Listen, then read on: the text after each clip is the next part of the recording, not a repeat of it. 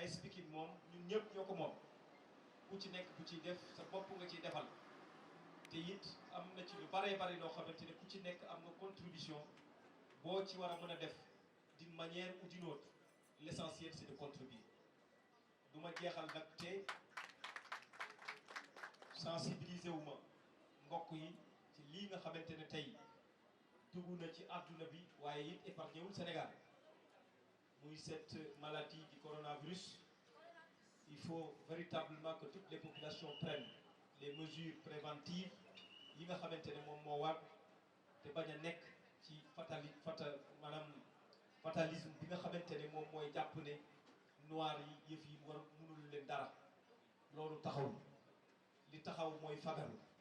li taxaw mooy fexe ba sensibiliser nit ñi fexe le maximum possible ñu moytu li nga xamante ne tey moom mooy feebar pour loolu xam naa ne autorité politique yi nekk ci biir département Pikine yëpp jël nañ ay motuwaay yi nga xamante ne war na ba loolu tax na it au niveau de Dominique fii am na ay motuwaay yu bari yoo xamante ne jël nañ ko maanaam le conseil municipal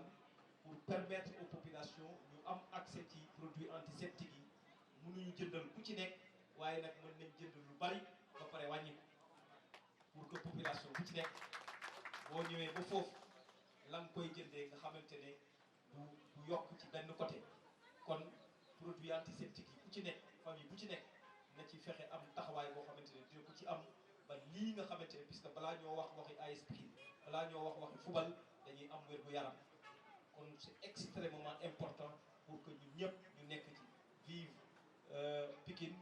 vive l'AS Pikine et que vivement l'AS Pikine soit championne du Sénégal d'ici peu de temps kon maa ngi sant ñëpp di gërëm ñëpp merci beaucoup. Fall di nuyu di gërëm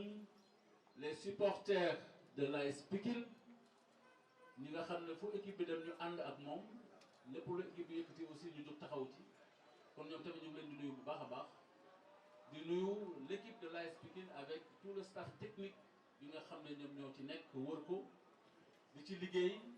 ànd ci ak équipe bi dans son ensemble di nuyu tous les invités aujourd'hui qui sont là di am mbégte bu rëy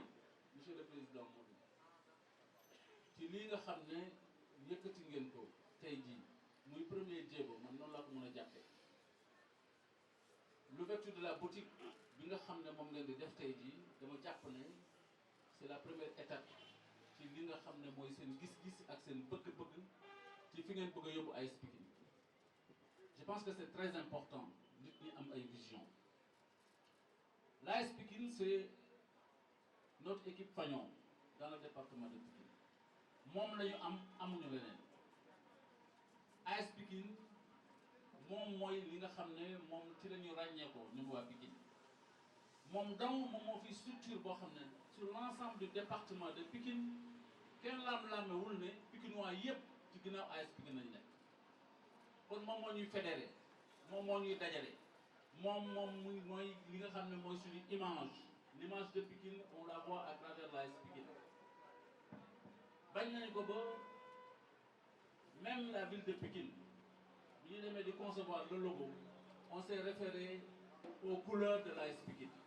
parce que dañoo xam ne AS Pikine moom mooy fédéré département de Pikine loolu pour wax ne ñëpp dañ cee d'accord gis seen bopp ci Pikine surtout ñi nga xam ne ay doomu Pikine lañu juddoo Pikine màggee fi yaroo fi nekk fi yeewoo amuñu leneen lu dul AS Pikine kon tey jii bu ñu amee une nouvelle équipe dirigeante et ça m'a fait un très grand plaisir président Modou yow ak ñi nga àndal li ngeen commencé di def lii moom mooy yoon wi c'est-à-dire une équipe bu ñëwee dafay am benn vision xam fi mu bëgg a dem yàkkamti nag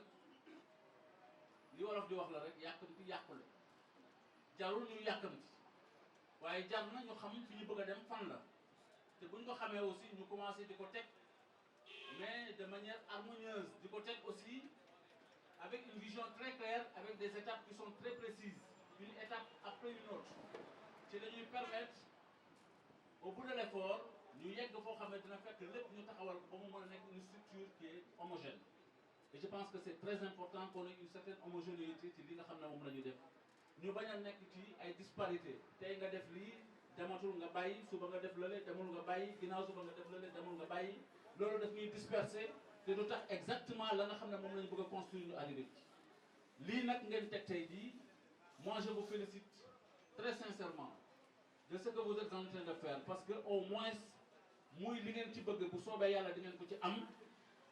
xëy na du doon ren xëy na du doon déwén xëy na du doon dans 3 ans mais à terme dina am loo xamante ne dina mën a nekk ñu xam ne lii AS Pikine moom moo ko tabax te fii la AS Pikine taxawee football bi nag foofu la toll léegi football bi dafa toll ci mu nekk quelque chose boo xam ne c'est réfléchi c'est conçu c'est élaboré dafay nekk loo xamante ne lii comme sur le plan international su ñu gisee ñu yegg fenn fii dans certains pays c'est parce que dañoo yegg ci xam ne lii liggéey la te nit nag buy liggéey da ngay am benn méthode booy teg am aussi ay kuréel ak ay jumtuwaay yoo xam ne ci ngay sukkandiku pour que li ngay liggéey nga mën ko jàllale yoon loolu ci ngeen commencé di dox tey jii loolu lañ doon xaar aussi ci dirigeant wu AS Pikine je vais le dire très sincèrement parce que ñun waa Pikine ñoo fi toog dañoo nekk njëkkoon a nekk ay doomu Pikine li nga ma wax sànq daf ma neex et je pense que dès la semaine prochaine su ngeen jàppee yéen seen agenda ngeen xool on pourra fixer la date de cette rencontre ñu toogandoo ñun ñëpp selon le format bi nga xam ne moom ngeen jàpp ngeen a xam naka ngeen ko bëgg a organiser mais moi je vous manque déjà ma disponibilité pour toute la semaine prochaine quel que soit le jour que vous allez choisir je suis disposé à ce qu'on soit ensemble ñu toog ñu waxtaan que ce soit avec les supporters que ce soit avec l'équipe que ce soit avec la direction bi nga xam ne moo nekk ci comité directeur bi en tout cas organisation AS Pikine yëpp pare nañu pour ñu toogandoo ñu waxtaan parce que mbir yi nag il faut ñu koy waxtaan ku nekk am nga loo ci xalaat ku nekk am nga ci gis-gis waaye il faut ñu toogandoo fenn ci bërëb tëju ci suñu biir xam ne doomu Pikine yee fi tëju ñu waxtaan li ñuy wax li ñu war a wax ku nekk wax ko ku nekk aussi ñu jàpp ne loo fa wax da nga wax pour jëmale AS Pikine kanam leneen taxu laa wax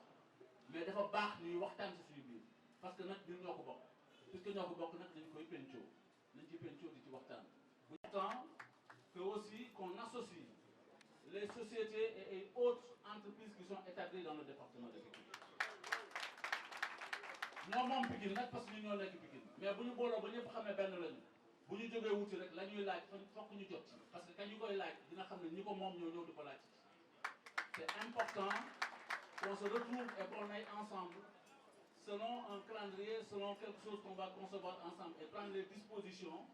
yi nga xam ne dañuy permettre fu ñu ci war a dem ñu dem fa entreprise ak société yi nekk ci biir AS fii ci biir département de Pikine mais ak nu mu munti toll war nañoo mën a indi seen contribution jëmale ko ci AS Pikine parce que bu ñu ko si defee rek def nañu ko ci Pikine ça il faut qu'on le fasse et je pense que bu ñu toogee ba tëju bu ñu toogee waxtaan am na lu bëri loo xamante ne war nañu ko mën a décliner te suñ ci jógee suñ ciy demal maa ciy jiitu lépp lu ñu ciy wuti aussi man ñu ci prendre sur moi de faire les premiers contacts de prendre les rendez-vous et de vous accompagner le jour de ces rendez-vous-là pour que ensemble on sache que c'est Pikine qui est venu rencontrer ces autorités-là et autres responsables communautaires loolu incha allah rabbi dinañ ko def mais leneen li ma bëgg a wax aussi moom mooy ñëpp jàpp ne la ville de Pikine en tout cas xaw ma kañ xaw ma ñan mais xaw ma li weesu xaw ma li nar a jóg mais ñi fi nekk actuellement gis nañu seen bopp ci AS Pikine parce que xam nañu li AS Pikine la représenté xam nañu aussi lan mooy seen wareef jëmale ci AS Pikine te du am dara loo xamante ne gëm nañ ne bu ñu ko defee dina tax mu yokku ñuy taxaw di ko bañ a def amu ci lu ñu jàpp ne daal bu ñu ko defee dina jaar yoon pour que AS Pikine jëm kanam bu ñu jàppee ne lii bu ñu ko defee dina tax AS Pikine am ay succès réel sur le plan national parce que ça notre fierté tu m'as rappelé tout à l'heure les voyages qu'on a effectués au Burkina et en Algérie mais c'était une très grande fierté c'est-à-dire que moi bi ma koy def dëgg la dama ànd ak AS Pikine c'est vrai que j'étais le maître de la ville mais dama ko def parce que j'étais très fier de ce que je faisais parce que ndam la woon ci man dama ko doon waxtaane feneen pour fii dafa am benn ville boo xam ne c'est une ville jumelle à la ville de Pikine qui s'appelle la ville de Nanterre qui est en France la meilleure équipe de basket de la France actuellement c'est cette équipe de Nanterre qui était championne de France et c'est une équipe Nanterre c'est une ville de banlieue c'est une ville de banlieue et ñoom ils avaient la fierté de dire que c'est une équipe moom mooy championne en France parce que champion la équipe bu jóge ci banlieue mais man même le sentiment yooyu laa doon am bi AS Pikine jumelé fii ak championnat c'était la même fierté que j'avais aussi pour dire qu'on est de la banlieue mais nous sommes très fiers et nous sommes capables de faire des résultats extraordinaires et nous en avons tout le potentiel d'ailleurs ce qu'il faudrait tout simplement c'est qu'on l'organise mieux qu'on se parle et qu'on essaie ensemble de prendre des décisions et de les mener à bien je pense que loolu moom mooy li nga xamante ne man moom laa ci bëggoon yokk pour won leen ne je marque toute ma disponibilité pour accompagner l'AS Pikine je marque toute ma disponibilité pour qu'on ait des rencontres régulières échanger et avoir une projection sur la vision que vous avez actuellement et qui est une très belle vision je remercie infiniment. Et comme nous l'avons dit, président Modou, c'est une icône de l'AS Pikine. C'est une icône de l'AS Pikine. Képp ku nekk fii rek am fierté ci AS Pikine surtout ci yooyu jamono xam nañu moom la nga xam ne moo ci contribué ak taxawaay ba mu ci taxawoon. Et très sincèrement, je pense qu'aujourd'hui, bu ngeen ko dénkee la ville de Pikine en tant qu'institution, Adama Mbaye moom ci boppam moom mooy ville de Pikine. C'est lui-même qui est la ville de Pikine parce que la ville de Pikine ne se reconnaît qu'au fils de Pikine. Donc doomu Pikine bu ci def dara jëmale ko ci Pikine tax Pikine am loo xamante ne noonu lañ koy gisee rek jàppal ne defaloo ko sa bopp defaloo ko kenn mais Pikine nga ko defal te boo waxee Pikine da ngay wax la ville de Pikine. kon ñun Adama Mbaye dañuy jàpp ne moom mooy ville de Pikine te incha allahu rabbi waxtaan woowu ñu waxoon maa ngi wax la ko léegi ne la pare naa pour ñu waxtaan ci balaa ñu cee yegg dinaa ci jokkuwaat ak yow après ñu xool man ak yow naka la ñuy def mais Adama Mbaye na jàpp ne buñ soobee yàlla Pikine moom la ville de Pikine va porter Adama Mbaye. on va trouver des résultats incha allah rabbi kooku dañ ci bëggoon dara xel ñëpp ñu wax ne ñu ngi koy gërëm di ko sant ci taxawaayam ak ci li mu def ci Pikine yëpp defal ko kenn defal ko boppam mais Pikine yëpp la ko defal maa ngi leen di gërëm di leen sant bu baax a baax di leen féliciter monsieur le président Modou ak ñi nga àndal ñëpp di remercier ñi fi teew ñëpp tous les invités qui ont bien voulu répondre à cet invite on les remercie au nom de la ville de Pikine remercier monsieur le maire ministre Pape Gorgui Ndong